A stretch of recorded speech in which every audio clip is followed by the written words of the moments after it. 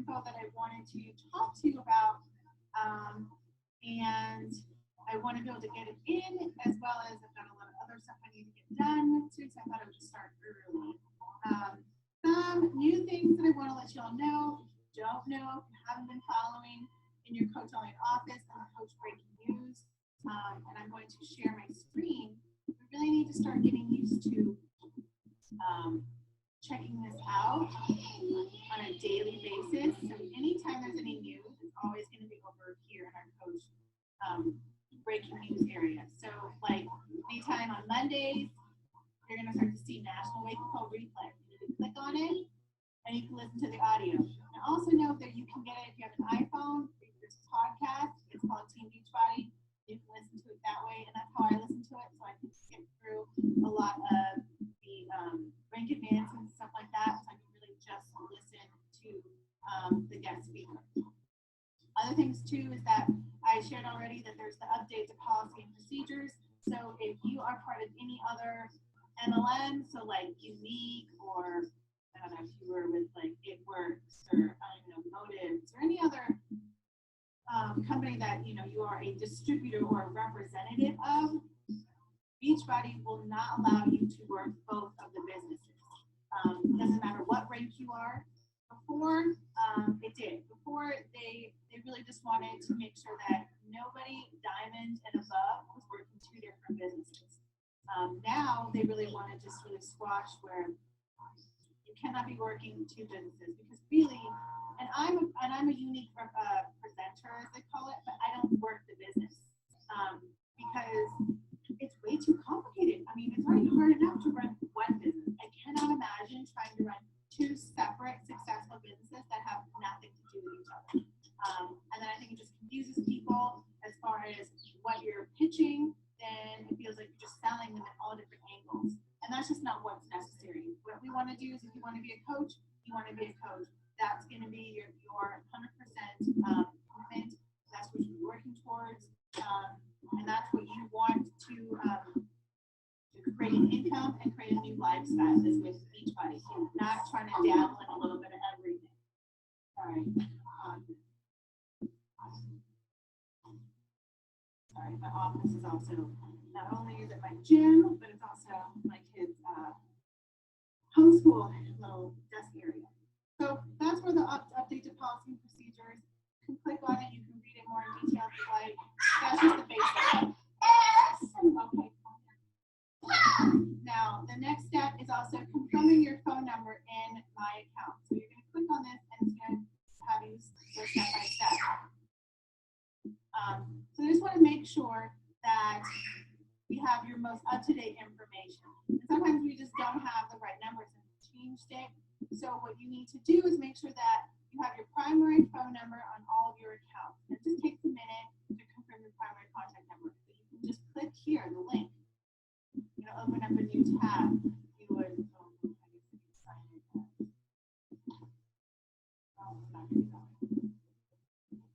you just need to go to teambeachbody.com, right? And then you're going to go into My Account. So you're going to sign in.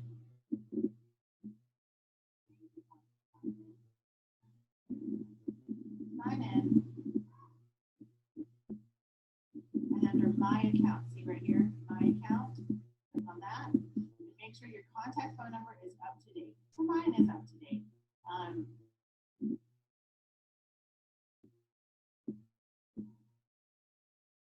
so then everything else is good.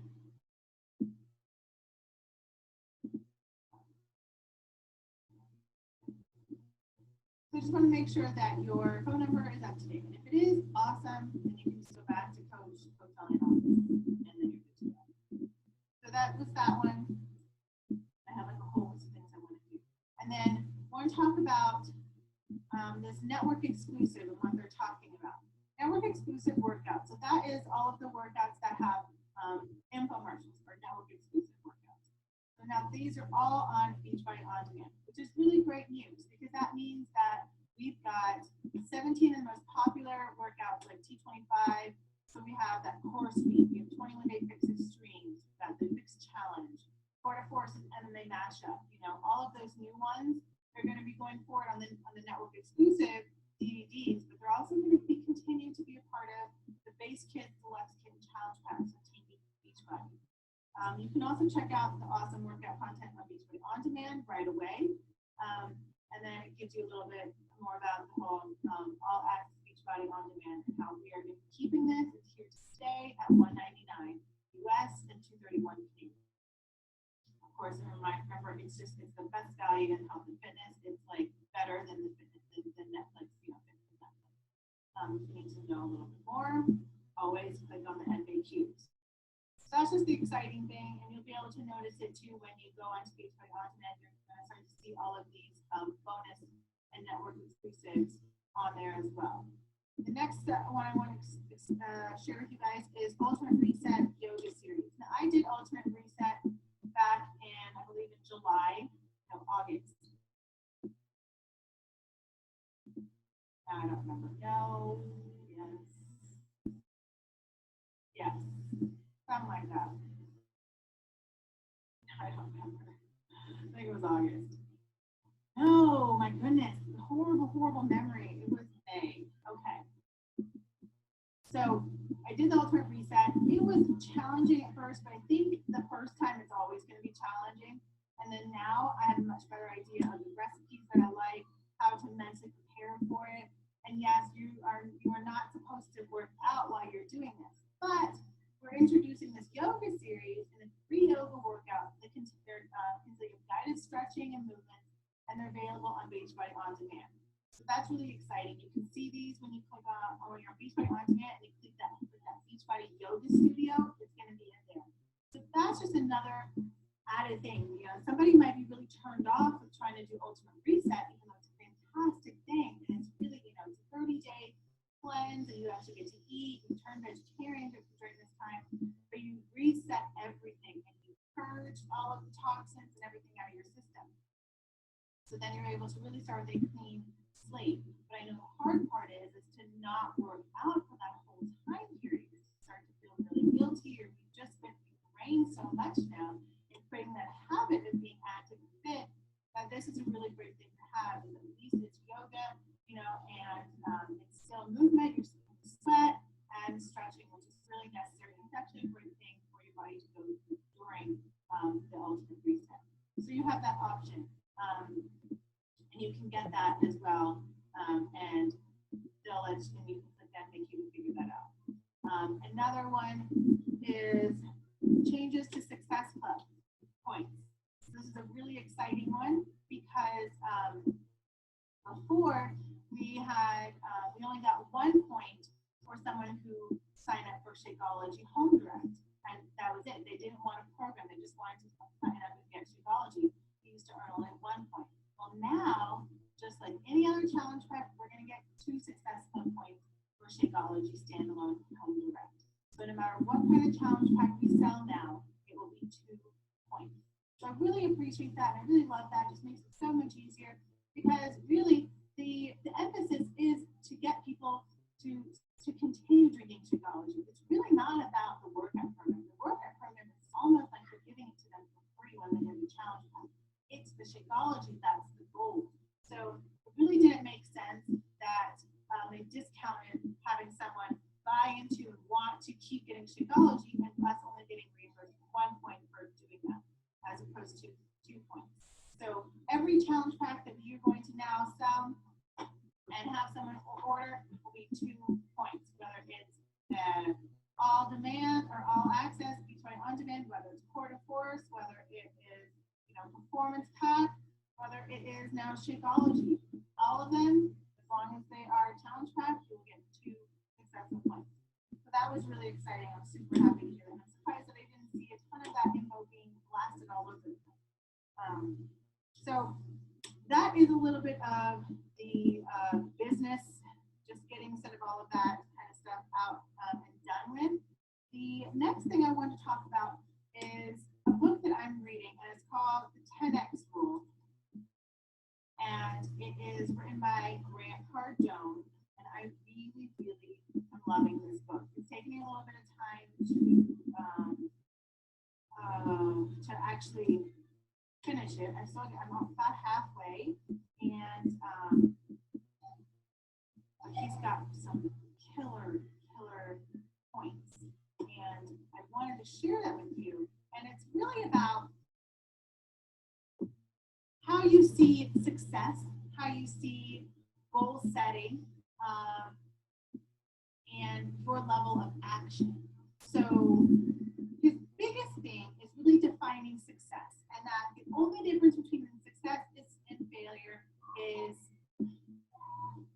the amount of energy and focus you put towards it. So what he means is that success doesn't, people have this really messed up definition of success, that there is no shortage of success. But success is never an option. Like, that is just a given, like nobody wants to fail. Like, you know what, I'm going to do this program and I'm going to fail. No, you don't think that way. You want success. Now, the level of success might be different. It may vary. And you may not reach that level that you had attained, but you know what? You were still successful, right? So maybe me doing P90X3 right now in the next 30 days, my goal is to be able to, have better form in my push-ups, to not have to modify, to, be down, at least 10 pounds at the end of the month. But those are my goals, and that's how I feel like I'm going to be successful, right? Say I only lose 5 pounds. Say I can only modify halfway through. Does that mean I failed? No. I didn't reach my ultimate success, but I was still successful. Because it's not an option. When you actually put forth the effort and energy, then you are successful. There is a greater outcome. So success is not an option. You don't get to choose whether you want to be successful or not. It is your duty, your obligation, and your responsibility.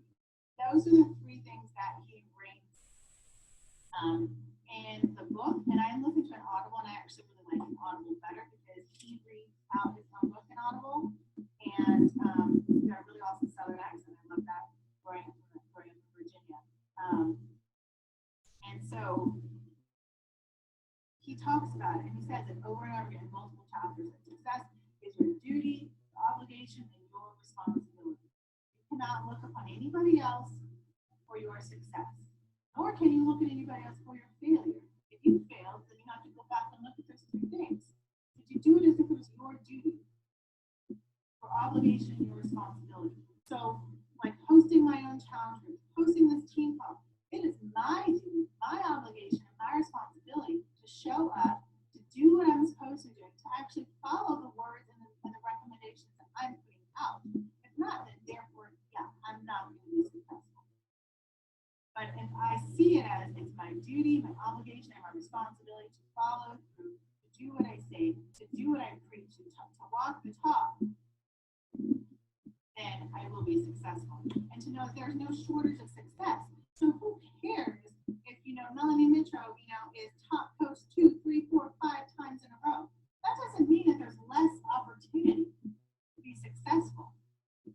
There's still just as much opportunity for me to be successful as anybody else, as you, your partner, your coach underneath you. Because we're not competing with one another. We're competing with ourselves. Who I am and who I connect with is going to be completely different than who you connect with, and who you stand out for, right? My life, who I am, my message is unique and unto itself. So therefore, I'm not competing with anybody else. I'm not taking anybody else's success away. I'm working on my success. And so then there's 2 things you want to cause things. You want to have internal locus of focus, or control, I mean. So you do not want things to happen to you. Things happen because of you, right? You're not a victim of your circumstances, and you take on full responsibility for your life, your decisions, your actions, and consequences. This is the biggest thing. This is, I think, the hardest thing, and this is why we need personal development. Not business development, not how to run a business, how to do sales, how to run a successful MLM. It's personal development, who we are, how to stop those self-sabotaging thoughts. I have up here on my board, I'm going to try to turn my, I have up here, where it used to be team goals and all kinds of stuff, and I was like, I know my team goals need to be every single month.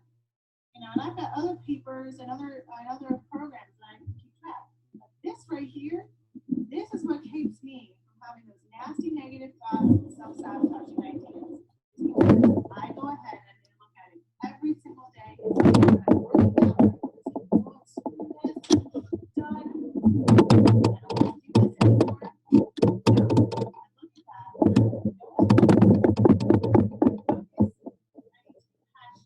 Do not settle. Follow your heart. Be confident in your future. No self-doubt or self-sabotaging. It says it right there. Love myself. Stay grateful. Hustle. And it says 10x like 5 times. Right? 5 times. So again, I'm going to repeat that. That is having the internal locus of control. So knowing that you are in control of the control. That you do not want things to just happen to you. If you do that, then you're going to say that like you have no control over your life. You have absolute every single flipping control of your damn life. What happens to you, what you eat, what you don't eat, where you go, where you don't go, who you allow to talk to you in certain ways and who you don't, right? Things don't happen to you. They happen because of you. And you have to truly believe that, especially with what we do, especially being so visible on social media. Things happen because of you. People follow you. People are Facebook stalking you because of what you do, because of you. Because you show up every day. Because you're sharing, your story, your struggles. We have to be a little bit more transparent. Cannot show that if everything is perfect, lovely, and there's never any problems, you never have any shit days. We have to share it. But we also have to share it in a way that, you know what? I'm not going to let this get me down. Now, before, I used to go into this hole and it would just keep going. I would dig myself to break. But I'm not going to do that anymore. Because I've got you, I've got my groups, I have a healthy way of handling it. And that's how you share. You don't share like some of these people on social media. They pull the dirty laundry out and it's just nasty and negative. It's you share something that's, not so great and it's sort of like the bad, the ugly, the dirty. But in that same moment of sharing, you also then share the flip side. How you're going to come out of it.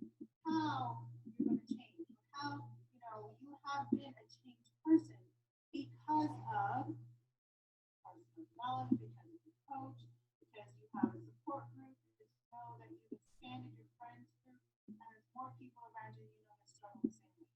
Whatever it is, things are happening because of you. You're not a victim of your circumstances. Things may have happened, and I used to have that victim feeling. You know what? I'm going to take full responsibility in my life. There may have been a moment in my life where I was a victim. That something happened out of my control. But it is up to me for things to happen and take responsibility for the rest of the other decisions in my life. Because that person who made me the victim at that moment is not behind me now, 15, 16, 20 years later. They've gone on, and I need to then make my own actions and deal with the consequences. No longer like anybody else and know that I'm in control. Another one is that he talks about middle class and average thinking is not desirable. So you need to really aim big, really big, like unreasonably big. And I did a live video talking about setting goals and setting realistic goals. That's quite funny because now the chapter I just finished, he talks about through making realistic goals. We live in reality. We're always thinking realistic. Who wants to do that? No one is going to be and making a realistic goal and going to stay super pumped and excited to do that goal for 30 days or a year. Now, you stay motivated and excited, you have that driving force because you make this crazy, unreasonable, just ridiculous, big hairy ass goal. What did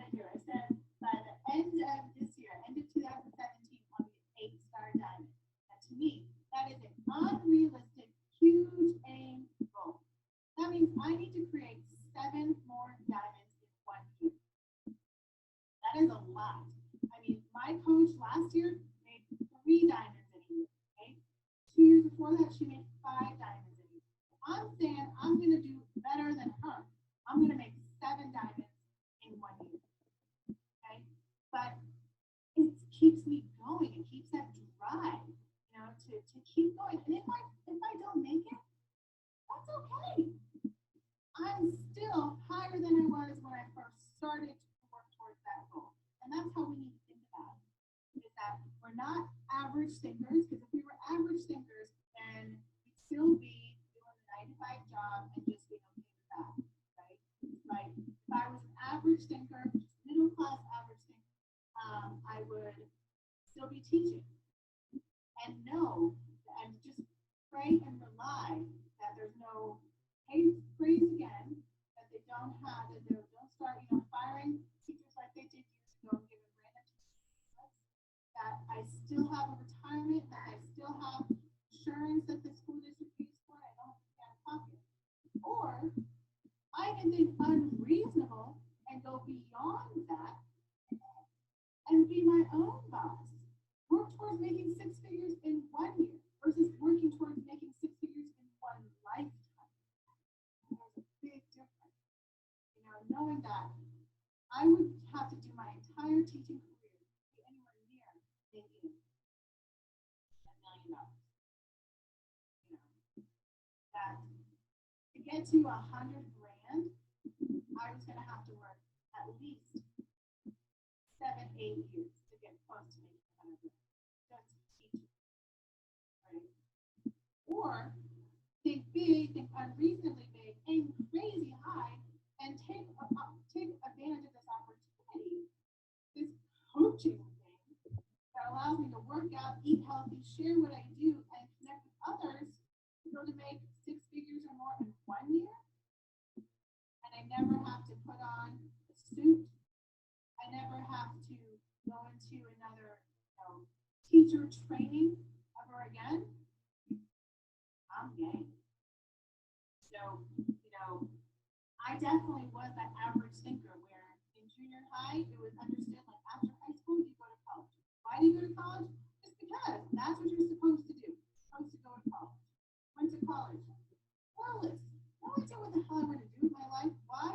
Because I didn't know what I wanted to do. I was an average thinker. I just did what everybody said. Okay, this is what you do. All right, went to college.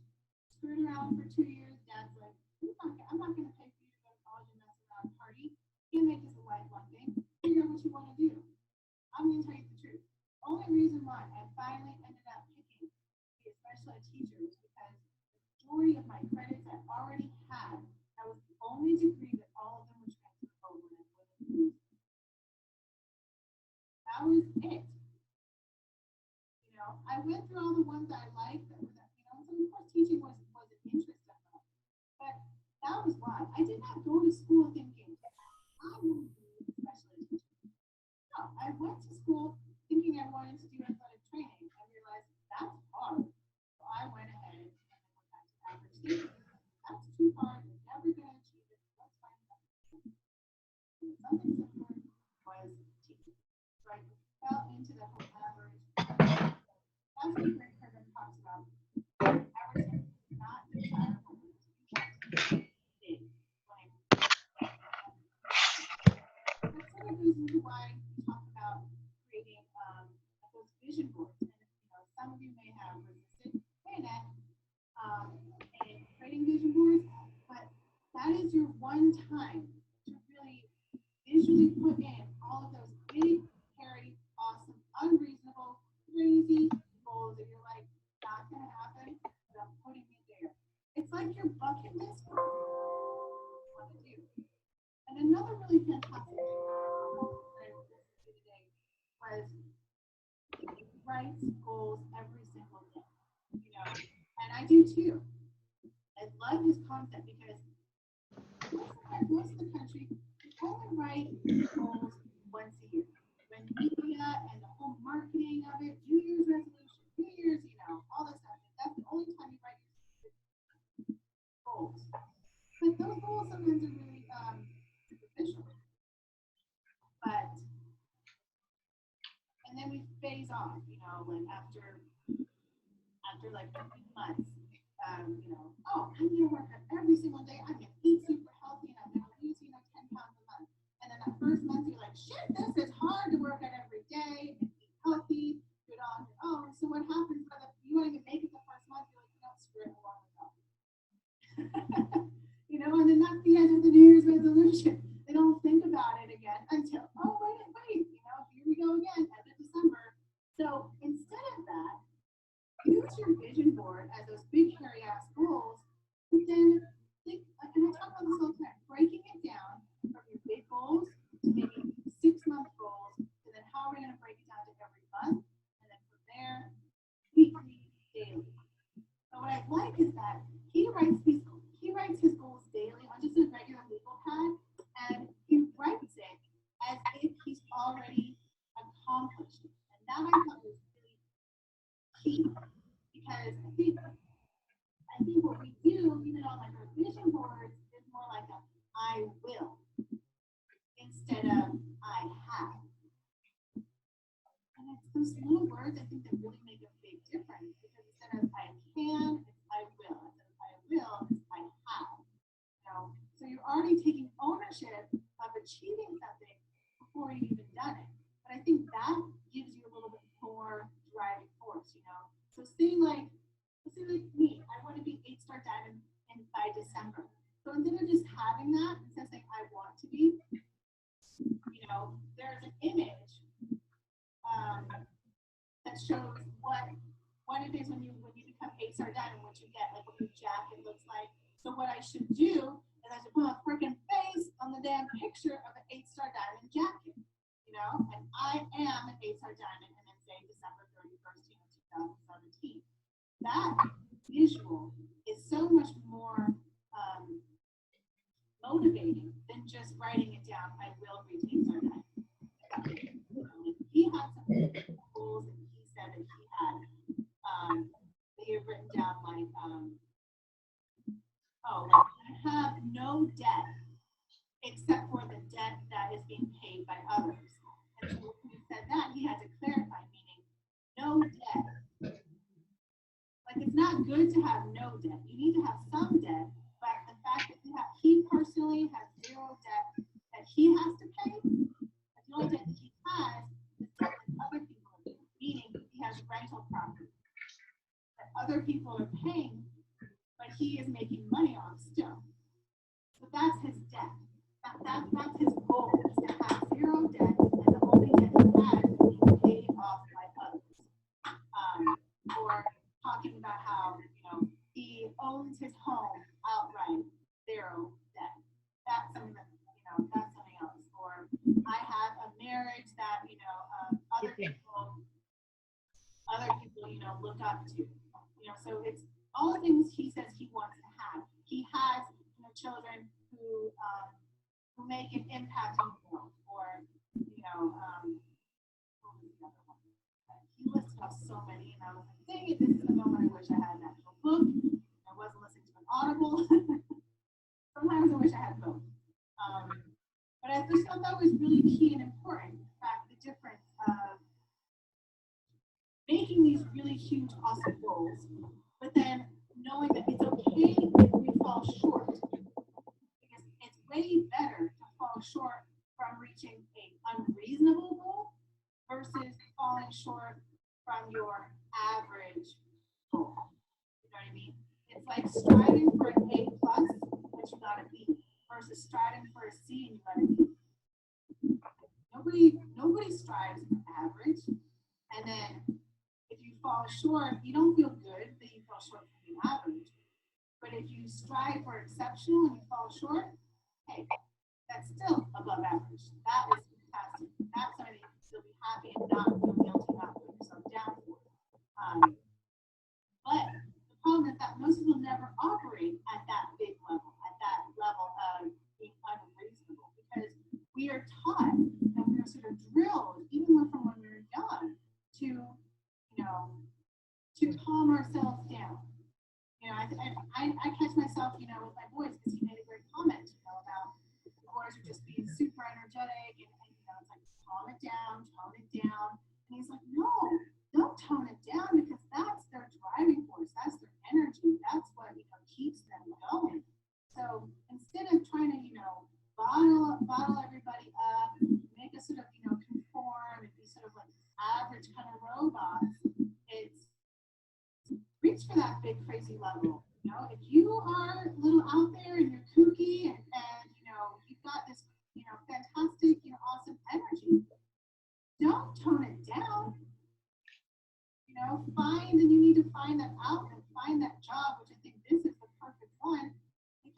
doesn't matter your personality. It's okay if you want to throw F-bombs here or there. You know, you'll find somebody who connects with you. It's okay if you've got tattoos or you have tons of piercings or whatever. That's who you are. And you know, and people come to you because of you. Things happen because of you. So you had missed the earlier part, but working on that level of massive action, taking massive action in order to achieve those unrealistic goals, as everyone in society says, going back to is success. Seeing success as it's your duty, obligation, and your responsibility. That's all on you. If you're in control of it, it's happening because of you. It's not happening to you. You are the driving force. So, you know, with your business, if your business doesn't grow, it's not my fault. It's not your coach. It's not about you. It's not your coaches that work under you. It's your fault if your business doesn't grow, right? And then that means you need to have self-reflection and you have to be able to take charge and refine your process and go back to what success is, that it is your duty, obligation, and responsibility. I really love that because when we think of success, we don't take ownership of success. People think like success, like it just happens. And that, you know, people who are already successful, that more success just seems to happen. And I hear this a lot from like with my husband, and that people will always say like, oh, you know, Joe, you're so lucky. You know, your gym is still successful even during the recession. Or you're so lucky that you got your pro license. And it's like, luck had not a damn thing to do with it. Like there were all kinds of shit that happened and road bumps and things like that. It was just the fact that he worked hard. He sacrificed a lot of things, you know, like we don't necessarily have like the best marriage at times because he worked so goddamn hard. You know, it had nothing to do with luck. You know, it was like sleepless nights, stress, having the boxing commission look over every single ounce of both mine and his credit. Now we have a $20,000 bond out underneath our name so that at any moment we don't pay the boxing commission, they start taking money out of that crap. That worst case, if there's more than 20 grand, they start seizing our property and our things that we have. So, no, it's not luck. You know, all of these things, you know, his food prep thing, it's not because of luck. It's literally because he took it as his responsibility. And a little extra pressure because he's got to make shit work. You know, he's got a family to feed, he's got bills and bills, always doing business to pay. So he has to. He's taking it upon himself. It is his duty, obligation, and responsibility. It's not. He can't rely on anybody else. He can't, you know, rely on, you know, pray to God to do everything and he just sit back and, you know, wait for miracles to happen. Right? You have to take action. If we want to have these big, very awesome, unrealistic goals happen, we have to take massive action. We have to know that we worked our butt off. It's a lot like what Melanie Mitro said at Summit last year. That as long as she knows that she worked down to the bone and still then missed the mark, she's okay. She can still be happy with her success. But as long as she knows that she did it, she worked to the bone, there's no other excuses, no other like, oh, I could have done this more, or I could have messaged more, or I could have woken up 30 minutes early. She's like, you know what, I did. I maximized every single moment that I had and made sure, obviously, that my health wasn't affected and my family wasn't affected. And okay, so that's taking massive control of all of your circumstances, your options, and being responsible for then either the reaching the full success or having some failure. And you know, I went live earlier today and I talked about that as well. And I want to address it in my March challenge group too, and just sort of that mindset kind of thing where you know, a good friend of mine, he had a setback. And it was because he put himself around a really toxic person.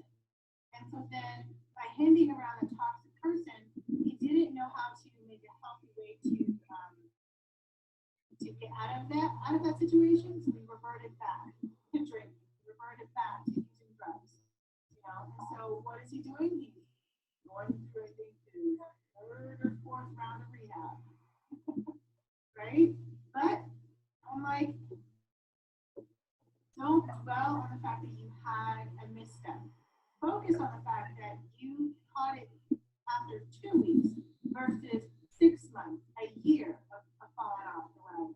You figured it out after 2 weeks and you reached out for help and you knew exactly the places you need to go to get the help. And I feel like that's what we need to do even with fitness, you know? We're gonna have bumps, shit's gonna happen, and we're gonna have like an off week, and we're gonna miss working out, but we don't need to let those off moments then define the rest of our success. You know, it's okay, you had a really crappy few days, or you totally ate, you know, or you didn't eat at all for the last couple of days. That doesn't discount all of maybe the year for the months of hard work that you put into it. So it's like we always discredit and we forget about all the good things that we've done, and we only focus on the bad things right then and there. We need to look back and really appreciate, you know what? I have done really good and I have kicked ass. I can do it again.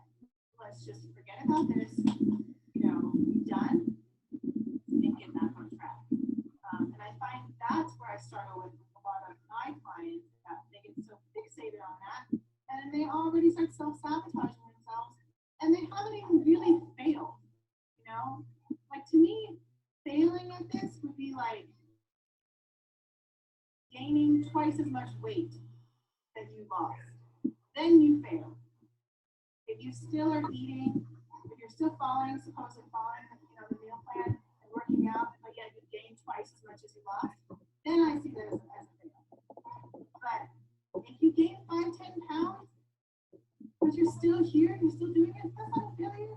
That's just a big old speed bump. And we just have to get over.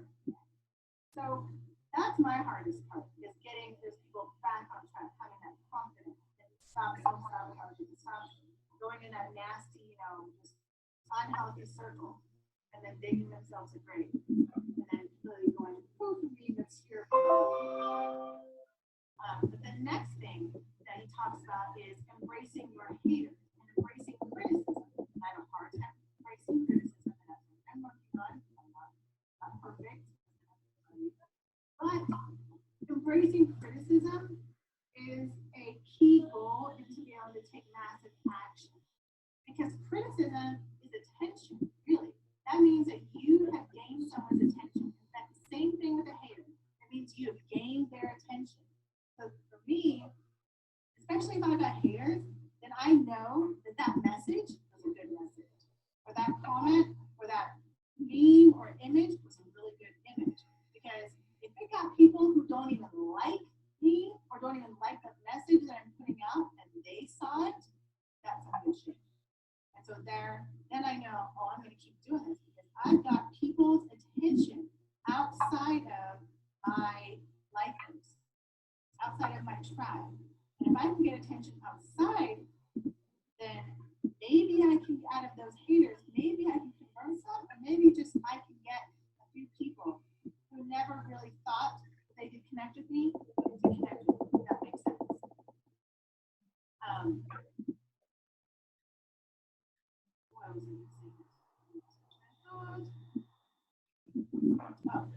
And so he talks about, again, you know, that turning your customers into fans and then don't stop. So obviously, yeah, you want your customers to be fans of you, to absolutely, you know, love you. But then for us, the next step is turning them into coaches, you know, and having them continue and paying that forward. But then also we need to study successful people. So I do that all the time. I'm always looking at Anita Byron and Andy Horde and Becky Brissett and Christina Delgado, because they are successful. Now, are they, you know, #1 coaches? No. They're usually in the top 20, you know, and they're successful. I don't need to follow like the top 5 coaches. That doesn't necessarily mean that my mind and they're good coaches. It just means that they have got their system down really, really well and how to be successful, how to hit those high goals. It doesn't necessarily mean that they're going to be really fantastic at connecting with all of their coaches and building building those kinds of relationships, or having the kind of personality that that I connect with. So I connect with more of Christina Delgado, Patrick Brissett. I don't know, maybe because I'm gonna sound really nasty, I guess right now. Maybe because those, or like even Anita Myron and Andrew Ford, in that they're either a little bit more educated, they are now turned stay-at-home moms, and they've all had some kind of, to me, significant struggle. Not, to me, not, it's going to sound really bad. Oh, I probably shouldn't say it. But yeah, a significant struggle. You know, like, I don't take, you know, having a large amount of debt in student loan as a significant struggle. Okay, to me, that is an average struggle. That is something that I would say the majority of society has. Whether if it's not student loan debt, it's just Mars debt. Maybe somebody, you know, effed you over, and you know you've got to now, you know, have a $20,000, you know, loan because I don't know. Maybe I know a friend of mine that bought a new car and her boyfriend don't know what she did. She only paid it for a month, and then they broke up, and then what happened? She didn't pay the bill, so she got stuck with it. And the car got repoed. Now what happened? You still got to pay the damn thing, even though it's repossessed. So she has no brand new car, but she's still paying for it. So something like that, you know, like those, I feel like, you know, those are just, that's not a significant life tragedy or life moment. I think those kinds of things are unfortunately kind of average, and I think a lot of people have those kinds of things. It doesn't necessarily stand out, you know, like you could say, well, I you know, lost a house, I sold a house. Nowadays, that's pretty common. A lot of people, unfortunately, have had to leave their home. So I can't put that out there as like, that's my number one tragedy in life. Not gonna happen. You know, people aren't gonna connect. They're like, yeah, I had that happen too. Yeah, me too. And like 20 other people saying, me too. You know, so that's an average thing. But I watch these other, you know, coaches like Anita Myron, you know, she lost a baby, you know, full term, and she lost a baby, you know, right after giving birth. So there's that, you know, that in itself. You can't say, there's not a lot of people who say that happened to me too, you know, or having miscarriage, you know, again, after losing a baby, or, you know, working at a law practice and then getting passed up as a partner. Now, maybe that seems like, oh, you know, like that's like a high class problem. But as a woman, I'm sure we can all feel and understand what that feels like, to work your ass hard and, you know, be intelligent and then keep getting passed up for promotion after promotion. So those are kinds of things, and those are the people that I look up to and I connect with. It's not saying that other top coaches are not good people. It's just, I feel like I need someone who's successful to look up to their successes, have a little bit more depth to themselves, I guess, is the nicest way I can say that. But that's who I study, you know, and maybe those people don't connect, you don't connect with them, and that's okay, but find other successful people in our business that you look up to and really start to pick apart what they do, see what they do. How do they do their challenge groups? How do they do their invites? How often? What types of free groups do they do? You know, I see, and I pay attention a lot to how Mindy Horde and how Anita Meyer do their groups. I go on YouTube and I subscribe to their YouTube channel, so I can even watch their team calls, you know, after the fact, and see what are they sharing with their team. What are they, you know, putting out there as far as, you know, some coach trainings? You know, a lot of these top coaches, they're not putting these things out as private. They're putting it out there on the YouTube. So it's free for all. You just gotta type it in, you gotta search, you gotta do a little bit of homework. And that can be your personal development for the day, you know, is watching, you know, an Anita Myron, you know, team call, or watching Mindy Ford and Becky Brissett about, you know, Success Club, or, you know, how to hit Success Club in a month, how they schedule out their you know, their challenge groups, you know, and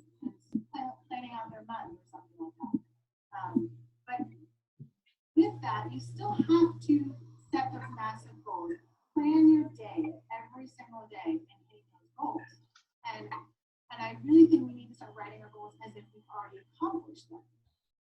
So maybe, write down, for in the next 6 months, what are some goals that you really want to have accomplished? And write them down. Have it where I have lost 20 pounds in the last 6 months. And that for me is going to be a big deal just because I'm personally going through, some like major hormonal imbalances. I'm trying to figure that out. So it may be a challenge to get to. I really would like to have lost the damn 30 pounds that I'm working in the next 6 months. But maybe that's, but I'm going to say 20. To me, that's going to be a pretty high unrealistic goal because I've been kicking my ass since December and I have lost I lost 4 and I gained 5 and I lost 3, so I'm like, going back to the same really in the end. I haven't lost and I haven't gained. I'm just blown. I worked so hard. So 20 pounds in 6 months to me is going to be a very hard thing to do. I don't even think I'm going to get there.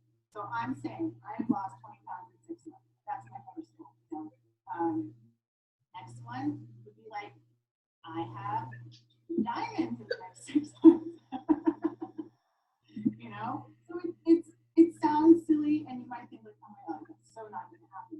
But I would rather have a really crazy, unrealistic goal and keep working towards that and keep being motivated to that and fall short versus create a real average and just say, you know what, I'm just going to stick with having a net get back to diamond. And then what happens when you reach diamond? I'm going to stop working? Good. No, I have to, still be excited. No, I said I was going to have 2 diamonds. I need to keep going. And it was Ted Turner had talked about his dad, how his dad, really failed at life because he made these really awesome goals and he reached them. And then he was miserable for the rest of his life and died miserable and depressed because he didn't set new goals. He didn't have unreasonable goals. They were very reachable. You just knew you had to work hard, and that was it. Instead of, Steve Jobs, when he was alive, it started with the Apple computer. And now, the kids have my phone, but now, I keep buying these things for my children. This one's broken. I keep buying these things for 5-year-olds. I'm like, thanks a lot, Steve Jobs. Thank God you're dead because I want to kill you. Because I'm buying used ones, thank God. But still, those are $150 a pop. Easy, brand new ones are $400 or $500. I have a freaking Apple Watch that people are spending over $600 on a damn watch. And you have to put a protector on it. And it's just like a phone screen that if you scratch it, you break it, and you're screwed, you can't use the goddamn watch. I'm talking in the phone. I don't have to answer the phone. I can talk to somebody with my watch. You know what I mean?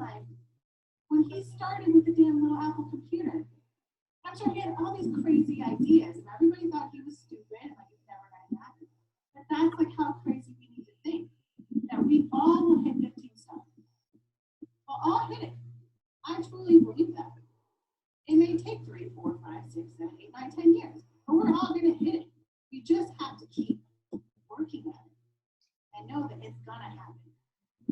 It's going to happen. And you have to want it, and you have to realize it is your duty, responsibility to get there.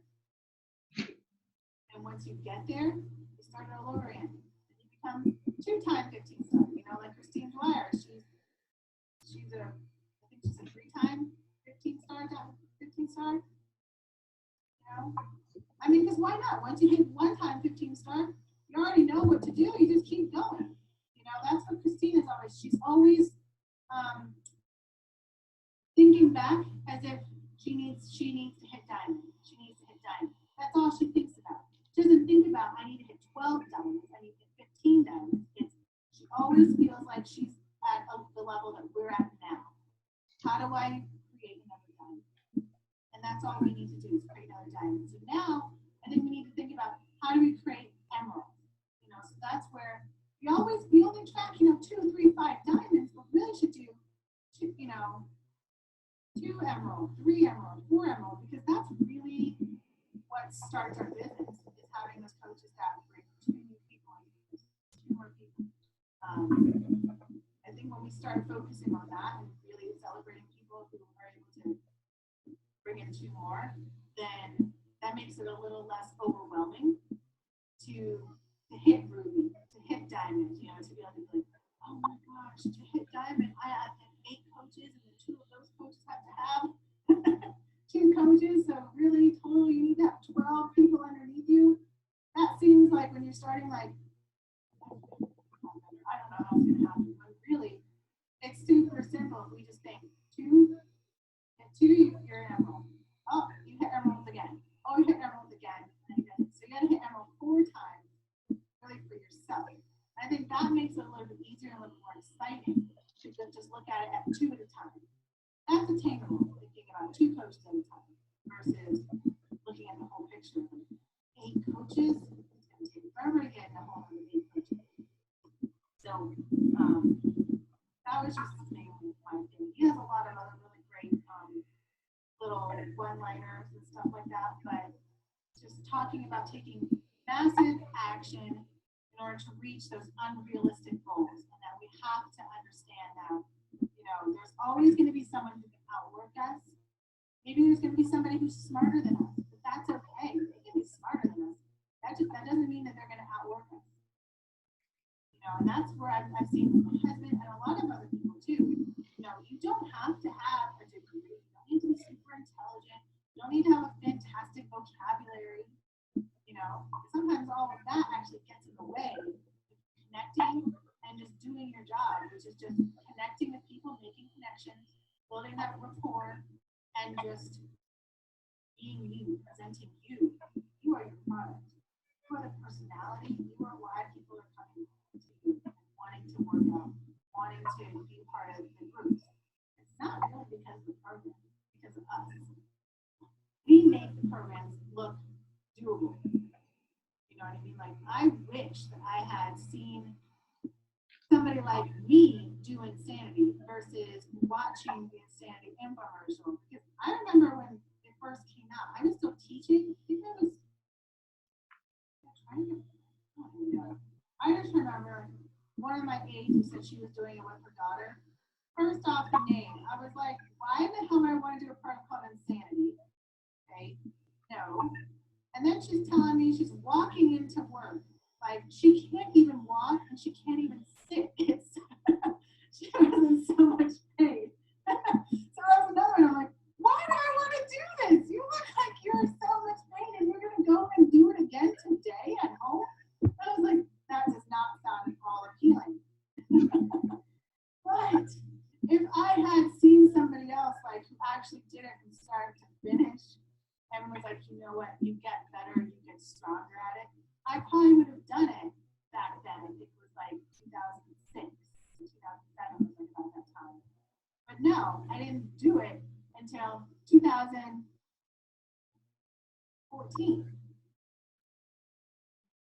When, you know, I had seen all kinds of people and I was like, you know what, I just need to do it. Clearly, you know, it's still around. It must be good if I still see an infomercial after all these years. So I did it. You know, and I wish that I had seen it before. I see real people do it. And that was the only reason why I ended up getting T25, was because I saw other people that were my age doing it. I was like, wow. I remember Sean T when he kicked my ass in Insanity. I could do 25 minutes. I lasted 55 minutes. I can do 25 minutes. And then I did 25 minutes. I'm like, shit, I can't do 25 minutes either. Like, this kills me too, these lunge squat progressions. Sean, this is not nice. I need a break in between. So that's where I see the big thing. And I think Carl talks about it a lot, you know, too, in that it's not really the program, it's really us and Shakeology. Because really, you can do anything. But as long as you have that support, that connection, and that constant motivation and accountability, and then you also pair with Shakeology, of course, then like I sort of add Shakeology into like portion fix. If you have that, then it doesn't really matter what you're doing grow your activity. Whether you want to, like Sandra does like 3 different workout programs in one. She's creating her own little hybrids and stuff like that, It still works.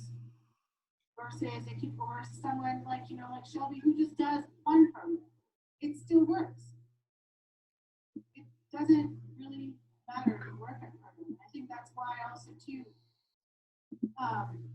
we keep dropping prices down, like Country Heat now, we brought it back down. So pretty much, I don't even think of any challenge pack that's 160. I think all of them are 140. All of them are 140. Except for like, obviously, some of the other ones that you have more. But all of like 21 day fixes, Country Heat, T25, Max 30, quarter force, hardcore. I think all of those are all 140 now, and we're still keeping the all access at 199. I'm really happy that it's here to stay, but I'm also not going to expect that it's going to stay forever. Maybe they'll keep it for this year and then maybe we'll bump it up next year. Who knows? You never know what they're going to do.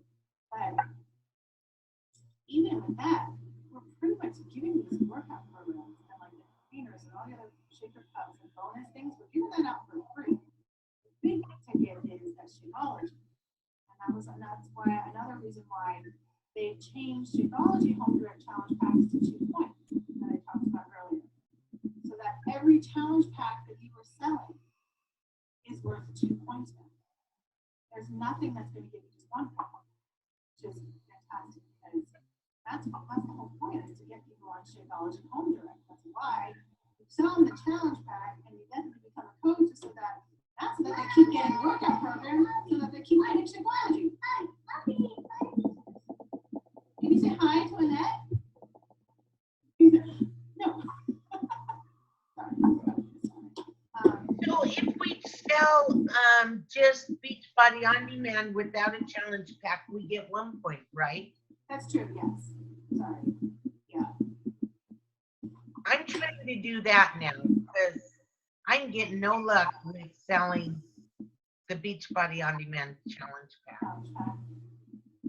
Nope. So now I'm changing my strategy to see how many I can get on Beachbody On Demand. Yeah.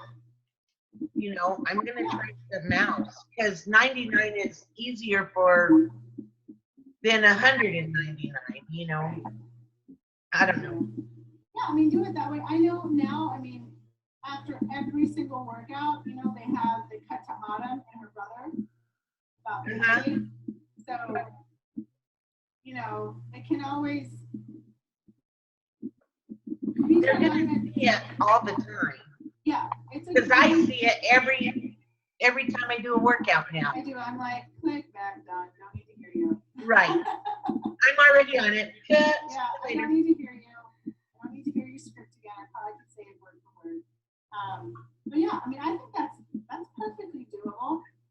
Do that, and then because then once they're in your groups and they start seeing everybody sharing and talking about their new Shakeology recipe or this that, I think too in our groups we need to start talking. We need to start sharing how we feel. How did we, like, maybe a self-reflection over like just the week. How did we feel overall this week? Do we see a difference as far as our energy, as far as our power and our workouts? Because I think we forget that. We discount that, each week. We're just like, oh, it's like we have our calendar, we just go through the calendar, get through all your containers.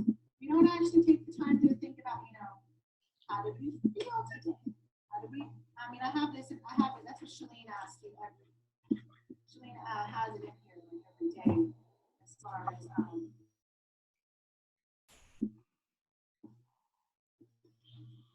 like tomorrow I will, or there's a little part where I'm grateful for, and then there's a part too about our eating. We didn't stick to our goals, why? And so you can talk about I was really tired, it was poor planning, or I'm starting to feel starting to feel more energy or better digestion, less bloating, you know, like things like that. I think we forget to overlook those things. So those are really important, especially for newbies, you know, in those first 30 days, to really start to be aware of the changes that are happening. But then it also allows them to be able to, you know, have those little moments, you know, those non-scale victories, those milestones. I was able to go, halfway in my push-ups, or I was able to actually finally not feel pain, you know, doing a squat job, you know, like just like those little things, you know, just sort of assessing how was your workout or how was your day in general, you know, and then versus how was your week, you know, not so much, you know, how was your eating this week, you know, or how you know, did you get all your workouts in, you know, sort of moving away from that to, yeah, how'd you feel? You know, did you feel bloated this week? Did you feel, you know, you were sore this week? Or, oh, I felt stronger. I was able to, you know, actually stay with the video versus being behind a few reps. Right. Those are really important little moments, you know, and I'm not going to know, you're not going to know unless, and they're not going to know either unless they actually pay attention and are in the moment. Right. You know, I did body combat yesterday for the first time in a month, and this whole right side, just is massively tight. Massively tight. Like, I feel tight from like where like the bottom of like your sports from all the way up and over. Like, it's just ridiculous. Like, just to go here, I already feel super tight. Oh, you know, like with this side, I'm like, oh, yeah, that's fine. I just feel a little bit on the triceps. I did a bunch of push-ups today with Tony. We did elevator push-ups with Tony, so I knew I was going to feel that. But I'm going to do body combat again today. Like, I don't know how to, like, just like not. And I was not wearing gloves. Like, I made sure, like, I didn't put any extra weight on myself. Right. That's with no gloves, nothing. And I used to, at one point, I was wearing a damn weighted vest and the gloves. I can't even think about putting a weighted vest on, nor can I even put those goddamn gloves on, because my own hands, as it is heavy. By the end of, what was it? Like by round, almost, I don't think I made it to round 6. I'm like, oh my God, I have to make it to round 8. I was like, oh no more. I couldn't even do the Muay Thai section where we did all these. I couldn't even go full out. Couldn't hop. I literally had to go slower because just this motion was killing me.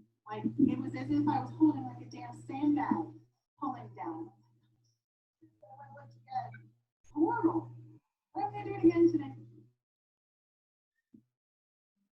I'm just gonna try. Maybe that one wasn't the right one. Maybe that, you know, because each one is different. You know, sometimes they focus a little more on boxing, a little more on, you know, legs, capoeira, and stuff like that. So, you know, maybe round 62 is not my favorite one. So, right. Round 63. I mean, these are my new ones.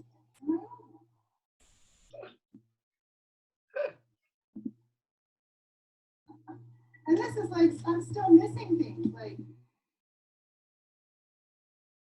52, 56, 60. Yeah, like, I think I have all the 60s, and I stopped at 70. Yeah. Oh, I did 70 twice. Damn. Oh, you can take that one out. But they're at 72 now. So I have like 52, 56, and then I have all the 60s. But this person has like even body pump too. So that's like what I'm trying to like get my husband to be like, hey, my birthday is in 19 days. Do you want to get me less meals on demand? And I get the package with the body pump bar. Like $349.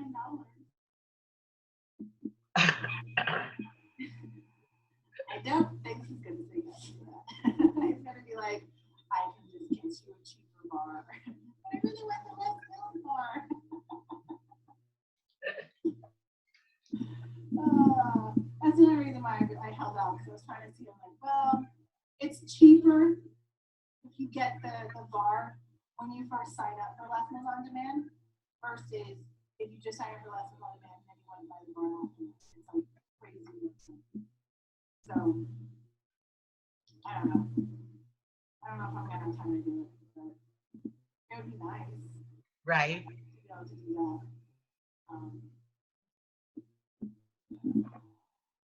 That's my next thing. So I'm thinking if I really, really continue to have pain in my shoulder and my back this way, then I might have to stop body combat for a while, and at least I can do body comp. I'm supposed to be doing more like bent over rows and stuff like that as far as right now with my muscles, because we said that he came over on Friday and he was trying to do like this. He had me like lay down on my stomach like this. And he was trying to get underneath like my shoulder blade. I don't know, like loosen up the muscles and stuff and the fibers. He's like, I can't even. Like, it is so tight. He's like a 9-minute muscle. And then he tried to come under here as well. He's like, I can't. He's like, you're so it's just too tight. Everything is so tight here. So he's like, you need to do more rows. I'm like, more rows? I was like, if I row, I'm like, doesn't that make that bigger and more tense? Like, he's like, well, it makes it stronger, but he wants me to focus on opening this up. Because I noticed when I taught my class, when I do it, I stop right here. I was like, come all the way up here. This one, it's fine. Like this one, it's like, it's work. I have to torque it all the way up there. So, I don't know. I'm like, it's like bodybuilder man muscle, you know, where they have less range of motion and normal. It's pretty much how I describe it. I'm like, jacked up. Like this when I do it. I can feel it. I should take a picture of what my back looks like right now because it is massively different. Just the feeling is the right side pops out more than the left. Like when he did my cupping, I can feel the suction, like the little glass cups. I can feel them suctioning on the right side like so much, and the left, it kept falling off. You gotta keep doing it again because there's just nothing to suction. Like the left side is good to go. We're good. We're functioning right. Right side, all the way down to my lower back. It's just like tight. He's like, relax. I'm like, I am relaxed. He's like, oh. I'm relaxed. I'm laying here. No children are bothering me. Like, I'm relaxed. Like, I don't know what to tell you. So, I'm not sure how this is going to work. Because it doesn't feel better to get a massage and need. That doesn't feel better to me. What feels better is either like him, and he's a big guy, so I don't know how any other like woman could do this because he literally had to like, he was like driving his palm all the way down to his elbow, going up and down and that way. And he's like 200, maybe over 200 pounds, because I know that's his fight weight. It's like 205 or something like that. So that's what he fights. That's what he fights at. He's going up and down my back like this. Or then on my shoulder blades, he's literally grabbing and pulling. So he's like pulling away at me. Pulling. He's grabbing and pulling. Oh my God, that feels like amazing. Like it's like a major release when he can actually do that versus needing in. Like I don't need you to need into me. I need you to help me release and have that whole tension. I don't know. It's interesting. So I don't know if my workout is helping, but it helps me mentally. So I'm gonna keep doing it. Yeah, it is. It's a trip going through all this crap, and now I'm trying to figure out my hormones and everything, and what's gonna go on with that. But at least I know it's not in my head. That there is an imbalance somewhere, and so we just have to figure figure out how to treat it and figure it out. But I really want to avoid any kind of like hormone replacements unless I really want to try and avoid that as much as I can. You know, I'm hoping that maybe like just switching a lot. I've read a lot of research. A lot of times, too, it's big switches in your diet, and so I have been slowly switching. And so sometimes, you know, just like everyone's like, you know, those blood type diets, very much like that, like this, you know, where your body is used to a certain way of living, and you know, strip that away, it's like in shock. It doesn't know how to function. It doesn't, you know, that's not my normal. So I ate chicken today.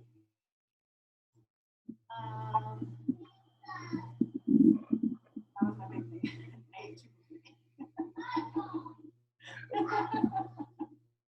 So I'm slowly working at adding more animal protein. I mean, I think for me it's still going to be hard to add beef back into it, but I will slowly do it. I just remember just how heavy I would feel and how I don't know. But I know when I got down to my lowest weight, I ate everything.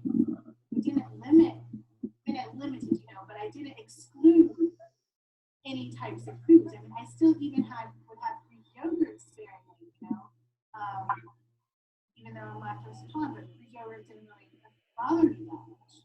So, you know, thank God I saved all my meal plans and everything. So I'm going to go back into looking at what I did when I did, you know, like PIO and 21 Day Fix Extreme, and just sort of go back and that's really where it started. It started when I did 21 Day Fix Extreme because I had to eat so many goddamn protein. And that's where I started to like take away certain things. So add the shit all back in, which actually is not going to be bad. It actually will make my life so much easier. It'll make my husband's life a lot easier too by adding it all back in. Just like, you know, taste buds, you know, it's going to be weird to add even just plain Greek yogurt to me now is sweet because I don't eat anything with sugar. The only thing that has sugar is my fruit.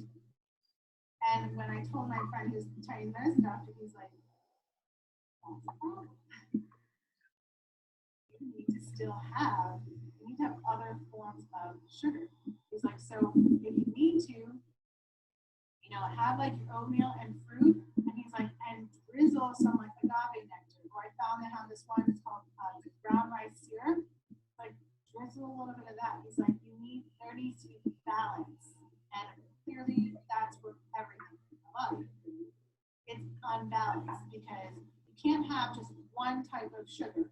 You need to balance it out with other types as well. Just like too, you can't have, you know, you can't live your life on no salt. You have to have a balance. Certain foods need to be salty and others don't. So, you know, it's like I went through this extreme of being healthy, but it's unbalanced. Okay, yeah, those foods are healthy, but that can't be what I eat all the time. Because I'm telling you, that was my sugar. Mangoes, berries, grapes, apples. Yeah. I didn't touch sugar for anything. I stopped making my cashew nut pancakes from 21 Day Fix. So I stopped putting agave nectar on them. You know, like I stopped doing those. I stopped making those protein pancakes with Gina's stuff. I still have the tub. I stopped making those ones too. Because I would even put peanut butter or I put agave nectar on those things. Right. So I'm like, cut that shit out too. So, you know, at least with that and then my little flavorings, I have a little bit, you know, sweetness, you know, stevia. But now I have none of that in my daily diet. So, yeah, it was, we can go healthy, but then we can also go extreme and it's not, then it's really not healthy. It can't just be one way. You know, carbs. My carbs were oatmeal and rice cake and chocolate. That was it. I took away pasta. I took away sweet potatoes. I took away beans. You know, can't do that. Can't live your life on. And I took away. I did Ezekiel bread for a little while when I was doing 3-week yoga retreat, and then I took that out. So there goes that. You know, I still have a whole thing of freaking tortillas in my fridge. What? I should just keep them away because I'm my kids aren't going to eat it. But yeah, like it's not the right way to do it. You know? And it's crazy because I preach everyone to keep switching it up and to keep up on the top of the list. But I got really stuck on this certain way, and I just kept at it. And I didn't switch, I didn't change. And I just thought, well, this should work. It's not working because I forgot about something that I keep important. Yeah, I got all my containers, but I don't really talk about salt and sugar.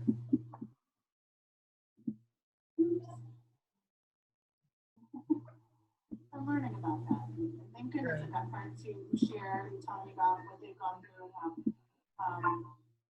how it really starts around this time, you know, like your mid-30s is when another hormone spike starts to come, especially in women. So that's where I'm at.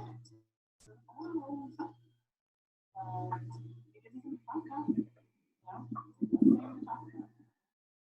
you should talk about your menopause. I'm done with menopause. Oh, well, then you should talk about what you went through with menopause. Wait another year before, so I know I'm really done.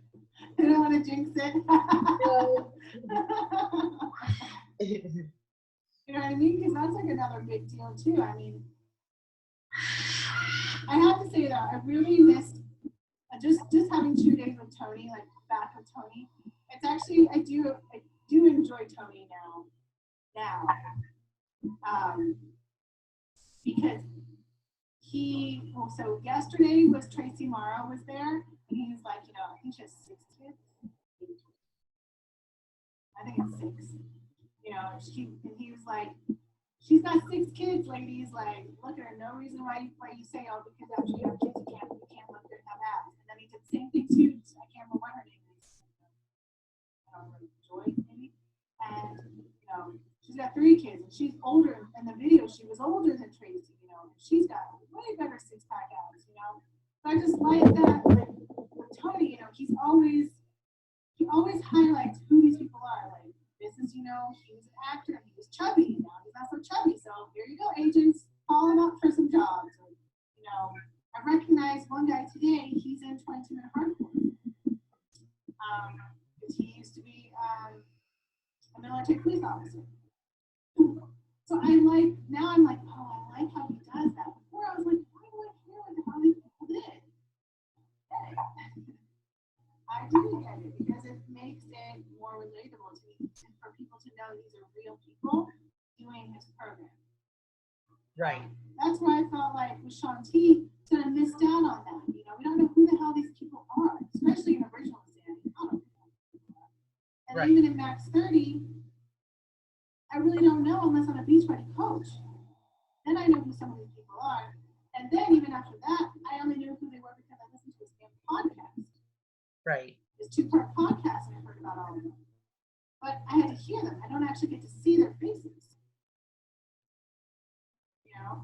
And Autumn does it a little bit, but she really, you know, but clearly, like, she, you know, fixates on Cupcake. And I'm always wondering, what Cupcake? Or are they like longtime friends, like Tanya and Sean? What's going on with this Cupcake guy? Understand. Why does Cupcake keep getting these videos? I know, he gets a lot of them. Yeah, I'm like, he's in every single country heat, even the bonus ones, and this, and then he even has his own kill Cupcake. Yep. I'm like, I wonder if they're just buddies interesting. Like, I didn't know he was an actual dancer. Like, he has that dance background. Oh. But I only knew that from, I think it was from one of the,